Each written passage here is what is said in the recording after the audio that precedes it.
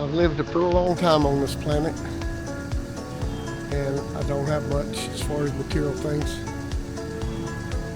I always wanted a place to be able to build stuff, have a shop where I could store my tools. And I'm grateful that here in my twilight years, if you will, the good Lord saw fit to allow me to build this little shop.